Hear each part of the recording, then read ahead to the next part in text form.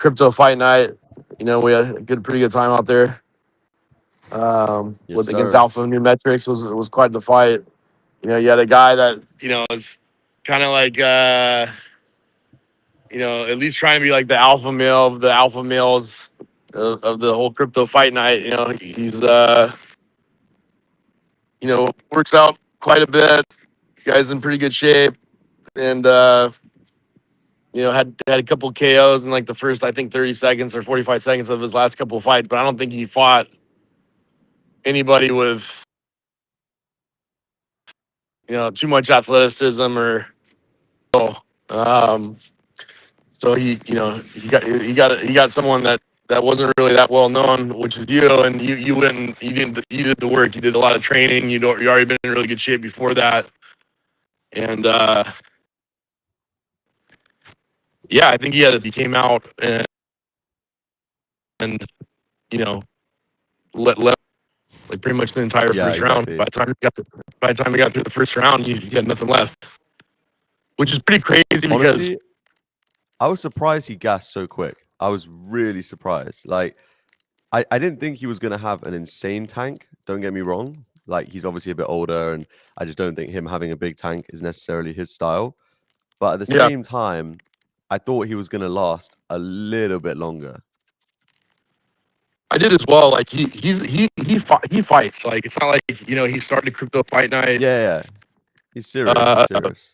this guy seriously trains, been seriously training for years, and like was like, okay, this is finally my opportunity to use this platform to like kind of dominate the cryptos. And I think he was challenging. Like I think he was very adamant about fighting me at some point too, which I don't know if that'll happen or not. Yeah. But He mentioned. Oh, by the way, I don't think that's going to happen because he told me that he's most likely retired after this. So bear that yeah, in mind. His rule. He that's said he had a rule with his wife, which was that he would do it until he lost, and then yeah, he lost. that's crazy. But By what the really way, impressed me your about you, just quickly, your audio is a little bit choppy. I don't know if for Dom it sounds the same, but for me it's like I can understand you, but it's like a little bit uh like it's like bubbling through water or something. yeah, I feel like I still have like that issue with my phone. I just took up my kids, so it might help a little bit. But yeah, like we'll see if he wants to fight again. I was kind of open to fighting him a bit. You kind of hear it's like when you haven't lost a fight yet, everyone in the mom wants to fight you. It says you're nothing. So it's funny to listen to. But I I do was most think impressed. I do think it'd be a very funny fight between you and him. Yeah, it'd be a funny fight. But if I take an approach that's more like yours and kind of chill, kind of the advice I gave you on the fight, like I think you'll gas. Um, but we'll see. Like I think I just do the very bare minimum to win my fights, and that's like something I do. But I don't like people's idea of me not having looking like I'm tired is sometimes it's a psyop for me. Like I'm just kind of chilling until I get challenged sometimes. So we'll see. But after that first round, you had him. Were you ever hurt at all? Like I know he put you in the corner a couple of times, and was trying to shove you around and shit. But like, He he didn't actually really land any too many like clean hard shots to like my head or anything, or he didn't throw a single punch I think to my body the whole fight, and if he did it was like I never felt it, you know what I mean? I think it was like one small jab to the body he did at like one point, maybe lightly. yeah, But what he did do was like in the first round was one, he like very much bulldozed the fuck out of me, like just virtually just like ran into me, you know what I mean? Like he even slipped at one point because of how much he was just like running into me. um and even though I did a pretty good job of having my guard up when he was like really unloading and swinging, Mhm. like even with my guard up I did feel it. Like you could feel, I could feel myself getting a little bit rocked, a bit unbalanced, Yeah, but luckily it wasn't too much, so I was able to kind of just keep moving, evade, create a bit of space. I was an idiot and like turned my back and shit. But like, I guess I only did that because I was like literally on the other side of the ring, so like I wasn't really But stressed you about kind of him. had to. You kind of had to turn around a Yeah, couple times because he's so aggressive. And like that's another thing I'm so shocked about. Is like it's like why would you do that? Like it was insane. He had literally nothing left. And I did also. I was speaking with him obviously after the fight and exchanging some messages, and I hung out with him, partied with him a bit afterwards, and he. I think he was even unsure like which punch it was I hit him with first. That kind of like rattled him. I think in the end, I think he said I probably perforated one of his eardrums at least, with like a strong hit basically to one side, and then after that he was pretty unbalanced, and it was a bit easier for me to kind of like go in for the kill. Because like to be honest, although I've been training combat sports for a long time, I don't do it because I have some rage to take out or anything. I do it more for like the love of the game, the challenge, etc. So when I go in the ring, do you like the training? Like kind of the same for me. Like I don't really enjoy the fight that much. I like the training and the everything to get it up to the discipline. But like yeah, before the fight, I don't have that I hate. bloodthirst. Yeah, I hate. I don't have like I'm that not. bloodthirst or wanting to kill someone in the ring. Whereas like you could tell he was hyped. He was amped the fuck up to go in there and do some damage, right? But I kind of have to switch on a little bit more. So it wasn't until I saw him once I tagged him and he started to kind of, I could tell he was weaker. I could tell he was kind of like leaning over, losing his feet, not throwing as much, slowing down. That's when I got the confidence to actually be more aggressive, because I thought, given we were supposed to do 4 2-minute rounds, I thought I was going to have more time in the first round to kind of dissect, see how he moves, and then kind of like plan a little bit more. But he didn't give me any fucking breathing room. He was just like, just fucking drown me straight away. He's nuts, Like, but like dude, you're like a circus clown. You just like let him do what he had to do and get out of the way. You know what I mean? yeah, exactly. He threw those. One of the commentators afterwards was like, he said he thought I was like bluffing in the first round or something. Yeah. But I think the other thing you did really well is you threw some combos where you would really make him do some work to avoid some punches, and then you would follow up with like your third or fourth punch to the body, which had power. And I thought most amateur fighters, when they get in their first fight, you're going to throw like a 1-2 or a 1-1-2, and they're not going to do much more than that. But you seem to really embrace like throwing a 3-4 punch combo and really finishing with power, and that really put him in a weird spot that he wasn't used to. I mean, he's really never been challenged, with a fighter yet. So I was he kind of came to a annoyed fight. though, because there was a couple shots I wanted to, like big shots, big old swings I wanted to hit him with, but he was like moving and falling so much that I was like basically chasing him with these huge punches, and so it was pretty hard to land some of them. Like you saw me do some like big swings that missed him by like an inch, you know what I mean? And it wasn't because he dodged them, it's because he just was moving and I missed, right? So if I had tagged him with some of those, I think like I already obviously like pretty much knocked him the fuck out, but like it could have been, I think it honestly could have been even nastier. That's why I was so ready to go like for a third round, but he unfortunately, tapped out or whatever. But it would have been I think it would have been fun to go another round and stuff, but it probably would have just like damaged him unnecessarily. So maybe Yeah, not I mean, necessary. he gave up. He made this guy quit, which is the craziest part. Like It's this guy's crazy. got a big ego, and was I think he had really had some.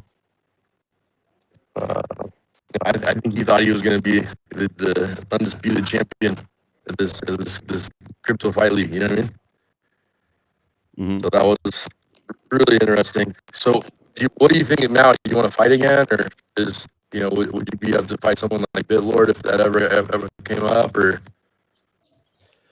I mean, I think Bitlord is quite a bit larger than me. He's like quite a bit taller. I think that would be a pretty not that I couldn't win that fight, but it just would be definitely be a tough fight. To be honest, I don't think I'm gonna do this again, like for a while, or until unless I like hit a crazy lick, like trade on chain or something like that, because it's so much effort and time and energy, and I'm not the kind of person who takes on a fight like this and doesn't give it their all and train twice a day and spend time watching other boxers and learning and speaking about boxing, talking about boxing. And at the end of the day, I don't make any money for doing it. It's literally as pure as a hobby as it gets. There is the nice bonus of it being crypto, and so you get a bit of recognition and awareness within crypto. So that is nice. That's the only reason I did it in the first place. But from an everything else standpoint, like I lost money doing this fight because the time I spent training, the lack of time I had to work, like the stress of it. It was actually not easy. And like part of that is because of how serious I took it. Maybe I didn't need to take it that seriously, and I could have still gone in there and won, being as less prepared of a fighter as I was. But like I'm not going to take that risk of that happening and then go in there and potentially lose. Like if I do it, like I'm only going to do it because I am 100% sure I can win. So for that reason, I just kind of want to focus on work, to be honest. Like if anything, over the past few years, I probably already spend relatively, compared to my goals, too much time training. So Yeah. let alone doing it competitively. But I'm extremely glad that I did it, obviously, because I won. If I hadn't won, I would be like probably would have killed myself. But it's definitely fucking lot goes into it, and it's like very stressful. At least I find it fucking stressful. That's insane. Like, but that's all crazy. For, at least for me, is like I do boxing because it keeps me disciplined and schedule. And I run a law firm where I have like 700 clients. I do crypto. I do real estate investments. I do, like insane amount of shit. And I still train twice a day, do this recovery stuff, and like keeps me sane. But like I just have a weird motor. I can live 4 different lives. Whereas most people can only be a fighter.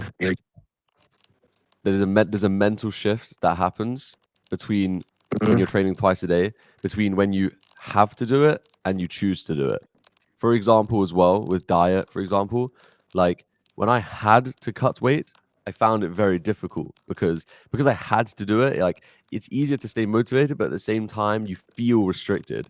Whereas now, post fight, I can obviously eat whatever I want, but I actually am like more so choosing to eat less and stuff because I realized I actually feel way better when I just like eating lighter, and it all kind of scales with like how hard I'm training and stuff, obviously. But yeah, I don't know. I think that shift is like quite big. I'm sure you feel it between when you're like in camp and when you're out of camp.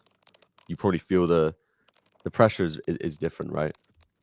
It's always different. You gotta keep your shit together, and like if you have that goal of you have to be at this fight at this weight at this time, then you have some purpose. And I think that's what's hard with discipline is like you have to, if you're just working out to like lose weight or to look good, like I'm not that vain, but if I have something in front of me, like A quick note for your audio, just to make it better. Apparently, I think if you swipe down as if you're like changing your brightness, you might be able to change your mic mode and try change it to standard.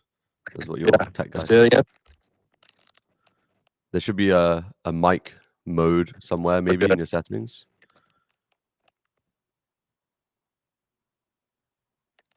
And see if you can change it to standard.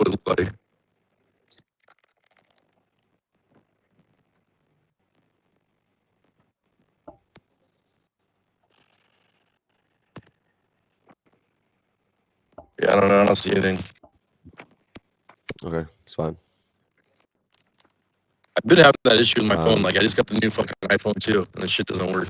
But I'm swiping.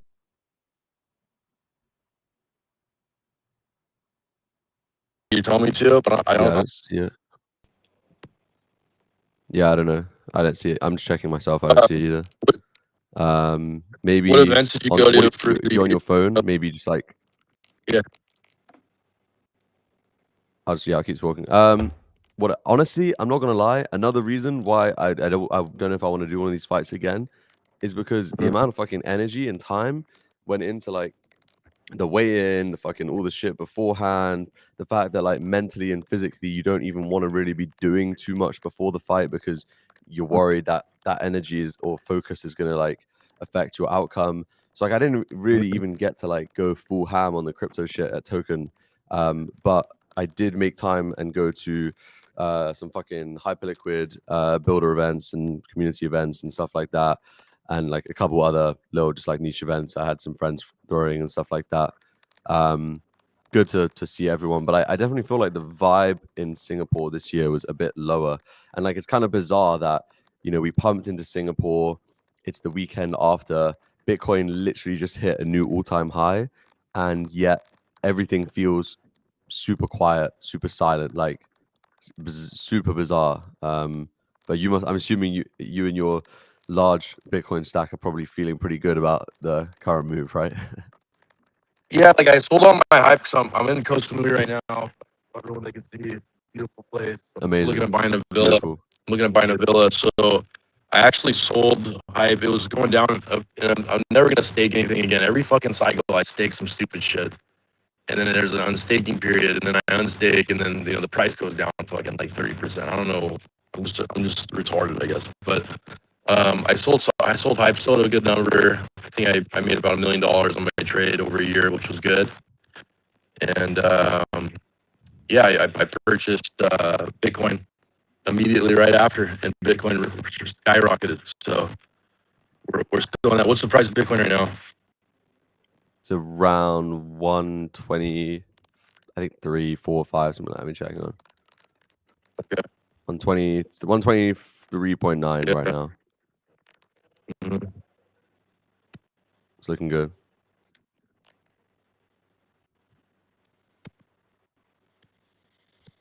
Yeah, I bought a villa out here. I'm doing some paperwork with it right now. How is Koh Samui? I've spent a bit of time there, very briefly. I can't even remember it that much because I went to like all of the Thai islands over the span of like a week or something, and I literally can't even remember which one was Koh Samui. It's like a smaller island. It's not like Phuket where it's like there's tons of like partying and clubs and stuff. Like there's places to go out here. I think maybe that will change at some point, but it's more chill. They have some fighting gyms here. There's like a Four Seasons. I'm getting a villa like it's like a 5 minute drive from like the Four Seasons. That's So it's good. like It's it's kind of perfect. quiet though, no? Like I'm surprised you're actually going through the motions of like physically buying a house instead of just like renting You or know, something for a short period of time. How much time are you planning on actually spending there? well, I'm buying it for the purpose of my retirement. So like I want to live here like 3 to 4 months out of the year. Gotcha. But my son's 11, so like I'll be still in California for like the next 6 years or 7 years until he's 18. But I think like obviously crypto is a way better investment or way better spots to make 2x or 3x your money. But this is a place where I think I could buy a villa and the property will appreciate like probably 50% by the time by the time my kid's 18. Like you can't beat this view. Like this house that I'm at right now is like a two villa, 10 bedroom, fucking compound. You know what I mean? Like look at this view. Yeah. Like Yeah, it's sick. and I could probably get this house for like 5 million. And then I was like, I'm in a different country. It's like more palatable. So I got this other villa that's like just as sick. It's being built right now. It's 2.9 million. And you get Airbnb these like Costa Mood is great. Airbnbs and the place is like close to Four Seasons. So like you basically have a view like this, drive down the road, go to Four Seasons, and like I'll make probably like not a ton of money. I'll make probably like 6 to 8% on my Airbnb, but that's still a fuckload of money it's 200 grand plus, when I'm not here, and then I'll just use it like 2 months of the year until my kid turns 18, and then once he's 18, I'll be here 3 or 4 months, spend a few months in Bangkok, and then spend the rest of my time like, in between California or wherever else. Yeah. Why is being near Four Seasons such a big deal? because you want to be have a place that has like probably a good like spa or onsen, a place that has like a good pool, and like you don't want to do all that fucking work, you know. Like yeah, I'm gonna have a pool and like some other stuff, but like and I have a gym in my place and a theater room and all that other things. But it's when you go to like there's a Four Seasons, there's like probably a lot of Americans to interact with. There's tons of people to get to know. Plus they have like all the amenities that like I'm basically getting for free. You know, yeah, I'll go there and Fair eat enough. there all the time, make friends with the staff, like, you know, and it's very palatable for people with an Airbnb because they're like, oh, okay, the Four Seasons is down the road. Like that probably means like that whole area, like the road isn't that great where the villa is, but like within 5 years the road's gonna be great. You know what I mean? Yeah, gotcha. And by most Personally, indications, if I'm in Thailand, I like to be in Bang Tao. It's like North Phuket. yeah, That's where the Bang Tao MMA gym is and stuff like that. I have mixed feelings about that gym because of the fact that it's so commercialized now that like you're very much just treated like a number when you go in there unless you're a really high level fighter. But yeah, and the general area around it is not insane, but like there is an area up in the Laguna that's super nice. It's basically been like completely uh gentrified by Russians. So it's quite nice. It's very yeah. I quiet. guess like 80% of Very the villas isolated. here are owned by foreigners, and like the laws are kind of crazy about ownership here. So that's like the only risk about owning stuff out here. Like you can form a corporation, kind of like how I did in Bali, where you can buy a villa. But that's the main risk is like government risk at some point. You know what I mean? Bro, I'm pretty sure I If fractured my hand from that fight, by the way. I don't know if you had the same thing, but those gloves are so bad. Like I was fighting yeah, like, like this. Like you couldn't even make a proper fist because like they were too tight yeah. and they were like brand new. Now my hand is like freaking swollen. I don't think that's what people get about boxing too. It's like it takes like years to get used to taking body shots. It takes years to like when you throw a punch, you act like something developed because you block the punch. Like if you've been boxing for like 6 months, that's gonna hurt like incredibly bad. Boxing don't feel anymore, you know. And when you get in a real fight, like some like every guy I fought, like I've Your like your two of the audio guys I is fought. your audio is mega fucked. I think you need to go inside or something. It's like the wind or it's like struggling. Yeah, like, I got so funny yesterday. I'm trying to hold it and see if it goes away, but this might be helping a little bit. But It's a bit better now, yeah. yeah, I don't know the deal is this thing. But If you have any yeah, I AirPods, mean, whack them on. no, I don't have any of that stuff. I'm an old man. I'm a boomer. I have a question. I actually have a question. Why why do you bother doing this podcast? You're already rich. You don't need to do this. You got nothing to prove. I do it. I do it for fun. I just like want to get to know people. Like I want people to be helped in the crypto space that like don't have any friends or a community.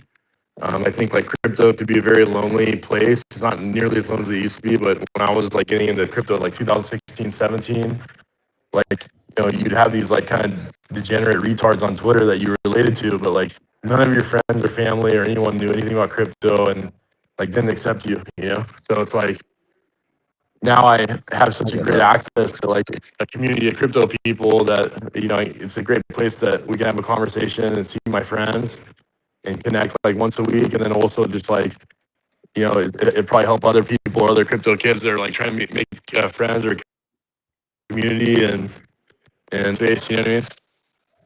In my opinion, like crypto is like one of the most fucking like social ass spaces. Like obviously maybe more so once you climb up the ladder and you actually know people. In the beginning, if you don't know anyone and you're just like trading on your own, for sure it's like pretty lonely. But once you kind of Mhm. know everyone, then man, I think about some of my friends back home and they're like they they don't they only speak to the people that their friends, in IRL, and then maybe a Yeah, couple people at work. But like I literally speak to like 50 people every day, and I have the honor of like most of the guys I speak with are like young, my age, dudes with the same ambition, same goals, same interests. So like we all just get to literally kick it while like building together and making money. It's fucking awesome. And then we get to we're all rich enough that we can go and get the privilege to go to all these events every like 2 months. So we all go fucking party in a new city together every 2 months, and we meet like an entirely new circle of people. Like, you know, have fun, exchange ideas, you know, flex a little. Everyone's having a good time. It's good fun. Yeah, But and, I and honestly that's what think we it can be that's what we toxic, did but like too. only if you let it affect you. You know, I don't know. Yeah, and then you just gotta manage your ego a little bit with the money because like the money comes and goes so quickly, and that's why it's good to be doing the crypto fight nights and listening to some of these podcasts because you'll get advice from people like that have done it. They've round trip 30 million or more or less, and you know you need that advice from people so you can humble yourself because some of these kids they'll make so much money they think they're entitled or they think they did something significant with their life, like where they click some fucking buttons and you know a bunch of degenerate scumbags like you know lost the PvP game because they don't know how to play video game as good as you do. Yeah, So literally. it's a weird world that we're in, and part of the reason I do the podcast too is like I can bring people on that I trust and respect, and if I don't trust and respect them or think they're something, I usually will tell them, you know, or I'll let the audience know beforehand. But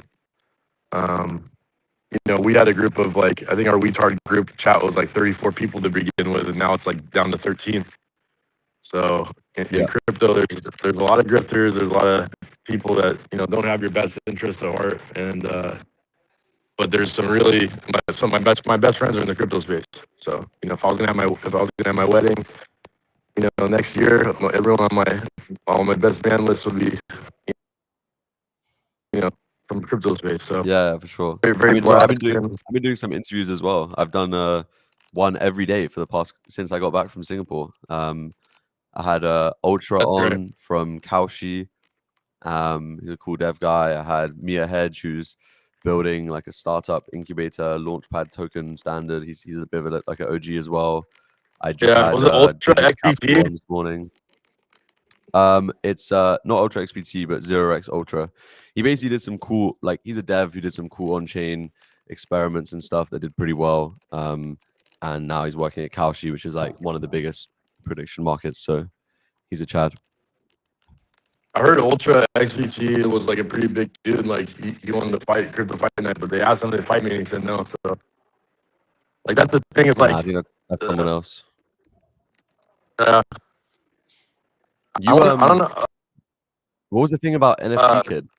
what would you think about a fight between me and what do you think what happened there?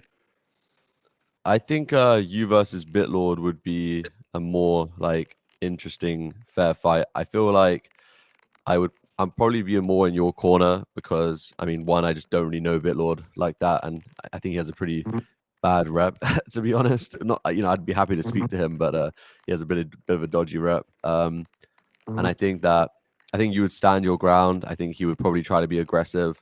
I think that you would probably do a pretty good job of defending and having like a good chin and stuff. And I think that at the end of mhm, the day, you'd probably like similar to the fight you just had. I think you probably end up like socking him with like something hard after. You know, what I mean, he probably comes at you a bit like Alphanumetrics did to me, and then you know you just mhm. kind of got to stick your ground. And I think you probably like outbox him in the pocket. You hit him with something strong, most likely. Yeah, it's one thing I'm lucky with. Like I have power, like it's just natural power. So it's like usually people think they're gonna have a certain fight against me, and my cardio's not good. But once they get hit by me a couple of times, I kind of control the pace. Um, it's not their fight; it's my fight. But you know, not to say that doesn't happen. You know, if I spar with a UFC fighter or a high level guy, then you know, it might be a rough outing for me. You know. Yeah, I mean, I saw your tweet about NFT Kid. I mean, I just feel like that's a bit of a weird fight. Like, I agree with you. Like, unless you're getting like some big paycheck, like it just seems like an unreasonable fight to take. It's like they asked me to fight NFT Kid on like two Mhm. weeks' notice, and like 5 kilos or 10 kilos underweight or something like that. And I was like, "Are Yeah. you crazy?" I get first fight against a dude ex like UFC or MMA or whatever the hell he did with like 30 fights. Like I don't know, seems like a bit of a bad matchup. with like NFT kids, like he is the best crypto fighter, I think, like for sure. Like he's a Bellator fighter, he's a pro fighter, and he's a crypto guy. Like he meets all the requirements of like the crypto influencer, and he happens to be a pro fighter. So yeah, he's to me he's the best crypto fighter, He's like the for real sure. deal. And I'm keen to fight him. I make a couple $1 million a year running a law firm.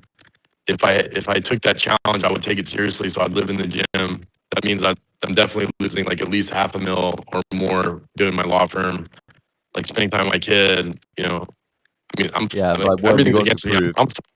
I'm 43. He's like in his late 30s. Like you know, I'm not a professional fighter. He is. I'm not making excuses. Like you know, you want to fight, fuck it. You know, but I'm not gonna. It's got to be worth it. It's got to be like another W environment with a WBC ref and under those lights. That's like the main thing for me, and I gotta get paid. You know. Yep. Yep. And I just don't have a big enough following for that. I'm not Handsome or BitBoy or you know any of these other guys. I think the crypto community really because I've been around so long. But you know, I'm really in a great network of people. The people that follow me in crypto are such big names and good people. But I don't have that retail following like a bunch of other people do. Yeah. So It's tough. It's tough. But I mean it's cool. It's a great event that they put together. And I think that the interesting thing about it versus like more serious professional boxing is that you know yeah, professional boxers struggle to fucking make money, and so it's very hard for them to keep up a career and all this stuff. And you know, it's not until the boxers get very famous that uh, or very successful that they get famous. Whereas like there's plenty of well-known guys in crypto with good audiences, and you know they're financially able to afford to do these fights and stuff like that. So um, yeah, you know, it's something people want to see more. It's also something people probably want to gamble on a bit heavier. And it's not trying to be anything it's not. You know, it's like pretty casual. It's chill. It's whatever you want to make of it. You know. yeah. That's probably like my next purpose in life is like I'm interested in getting a piece of Soma Fight Club. I've talked to Mike about it, and then kind of building that brand a little bit more like worldwide, and then maybe spending some time with fighters and managing fighters. I've been asked by a lot of fighters I spoke to I spoke to your Congolese nightmare in at Soma. yeah. What happened to Kong? Um, he well, because I speak French as well. So and he's from Congo. He's French. Okay, So I had a little chat with him. Bro, that guy's a monster, bro.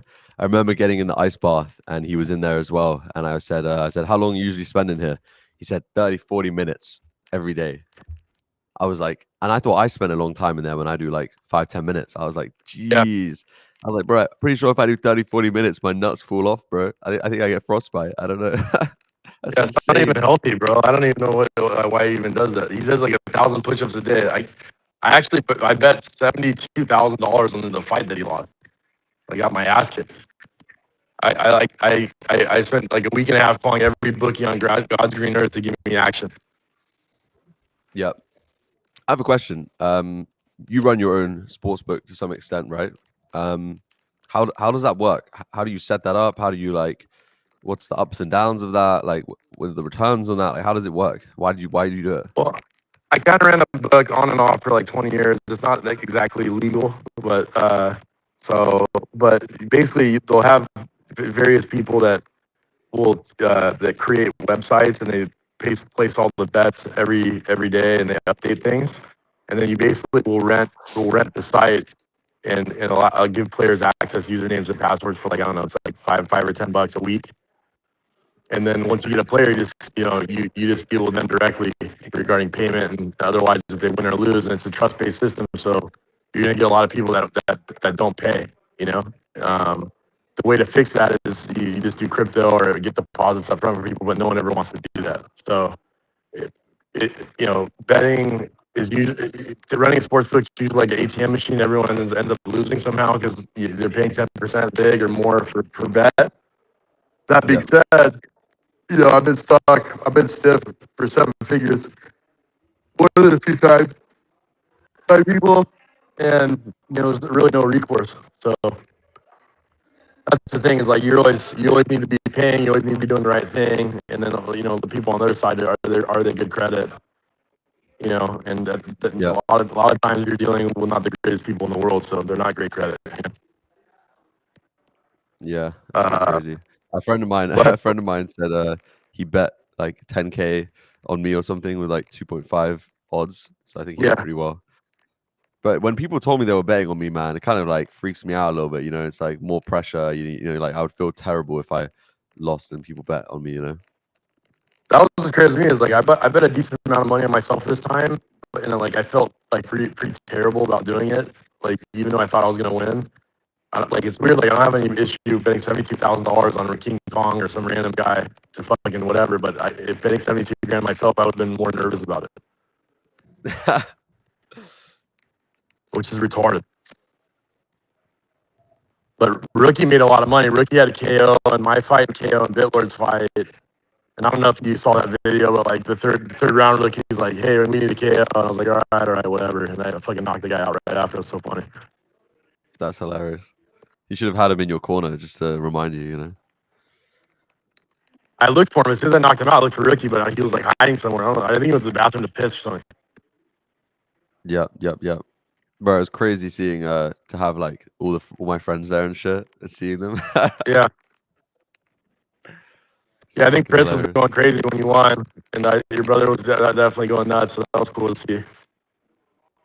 Yeah. I mean, I can honestly, I couldn't really see everyone right because there's too much shit going on, but I can hear them just about. I'm So sorry you're about the saying all audio, your dude. We're Bitcoin? gonna try to go ahead. That's We'll fine, don't worry. probably try to run this again. Um, yeah, a Bitcoin, and I don't know where it's gonna go. I'm trying not to sell any Bitcoin. Like last cycle, I had about 90 Bitcoin, close to 100. This cycle, I'm like approaching like 170 plus, a little bit. But I think the goal is really just to Yeah, I get the whole continue. Yeah, BTC maxi accumulate, never sell sort of thing, but like yeah, the thing is, like Bitcoin is 100% gonna go below 100K in the next like year, most likely. You know what I yeah. mean? Right. Like within the Yeah, next year or two, it's gonna go somewhere between 60 and 100K. I don't know where. So let's just I assume somewhere in that range, and it's gonna sit there for a bit, and sentiment's gonna be terrible and whatever. So if you're sitting on like mhm, 100 Bitcoin, I feel like bruh, like 123K, you know, I get the risk reward of like mhm. another little leg up and waiting for that. I think that's very fair. I would do the same thing. But if we get like 130, 140, like that kind of range, I feel like it's super reasonable to be de-risking and like taking profits effectively and literally just buying back like half your stack for like 50% cheaper in you know, or 40% cheaper or whatever. Like there will be pullbacks Yeah. for I mean, sure. Like you're gonna get buying. I love buying a property at all-time highs. That's like obviously a good feeling. Oh, that must be the best feeling, bro. And I agree with everything you're saying. Like the coin's gonna go down at some point, and then it's whatever. There's I think some people would be de-risking Bitcoin. Like I'm getting into robotics, and I recommend that people do too, because I think that's gonna be insane. But Bitcoin should have lasting power still. I'm a little concerned about Peter Thiel's comments recently about he thinks it's going to top at some point. I think he's mainly saying that because he used to believe in Bitcoin as like a cypherpunk, like decentralized world. And I think that because of BlackRock's ownerships and some of the other people's ownership, they're kind of co-opting it into like a governmental He's thing trying to get now. everyone to rotate into Palantir. That's what he's trying to do, bro. He's trying to sign up everyone to get out of Bitcoin and get into Palantir. I don't think. He's I think actually a Peter genius. Thiel's more. I think he's more of a Elon Musk type. You know, could he be an antichrist maybe? But I think he's more interested in like what the world's gonna look like than how much money's in his pocket. Like, but it's hard to tell. You know what I mean? Yeah. But I'm gonna be in LA in November. Hopefully you'll be there too. We'll catch up. And you know, congrats again on your fight, dude. Well, I'm gonna get this podcast thing, you know, put together at some point. But it's been the last couple of weeks of traveling and everything else. I've been in Vancouver too. We've had some good pods in Vancouver, but still, I'm having these audio issues and stuff. But we'll figure it out. How's your brother doing? He's chilling, bro. He's trenching. He's trenching good. He's with me as well. I think he's currently asleep, but he'll be up in a bit. He's doing good. He's hustling. That's good. He did since we hung out with you in Bali, he bossed up. He bossed up real good. Yeah. I mean, I try to give you guys the best advice I can, you know. Yeah, But I I'm not gonna appreciate hang it. out with you again until you buy a Rolex. Yeah. Don't worry. I was actually gonna maybe get one here in Taiwan or when I come to LA. Yeah, you can get the 40mm Submariner, like the older one, like 2021. It's like 9K. Just get it over with. I low key I want a skeleton Cartier Santos, a black skeleton Cartier Santos. Like 30K. Yeah, I don't think that's a good watch for you, but I understand why you like it. Fine. I just think it's like a Bruce Wayne watch. It's badass. It is like you can wear it on a night out, but you should be wearing the sub, especially with your schedule. But All right, I'll think about it. I'll get it done. We'll go watch shopping. We'll go watch shopping. I'll think about some other watches for you. But anyway, I love you, bro. Congrats on everything on the fight. And, Thank you. that was the best fight for sure for me that night. You know, I like Alpha New Metrics, but you know, it's hard. It's hard to watch the ego sometimes, you know, because he's on cloud 9, talking shit. And in my head, I'm like, all right, bro, like, you know, you want to bang sometime, fuck it, let's do it. You know what I mean? But Yeah. you know, to you know, to have someone get in there that just, you know, you were humble, you didn't say shit. You know, I think you were quietly like, you know, ready to go, which is good, and you were confident. You know, I wasn't trying to bring you down when I talked to you about fighting him. I just said like, this guy's gonna come, and he did. He did exactly what I said he was gonna do, and Yeah. and you battled that really well. So super proud of you, and was definitely screaming in your corner. You know what I mean? Awesome. Anyway, I gotta sign these Villa documents. I gotta sign these Villa documents, and yeah, Get that house. I'll bring you over in a bit. We're calling it Hype Villa. We're gonna market it as Hyper Liquid Villa. Nice. And I'm gonna put some hype shit in there. There's another villa here called Solana Villa, and it does really well with the crypto community, and the Airbnb does really well too. So, but anyway, I'm signing my letter. You should get some of the hyper NFTs. What's that? You should get some of the hyper NFTs and put them on the wall. Yeah, that's what I was gonna do. I was gonna put a hyper fur or whatever the fuck it was, like in a big one, and then like something like a neon sign.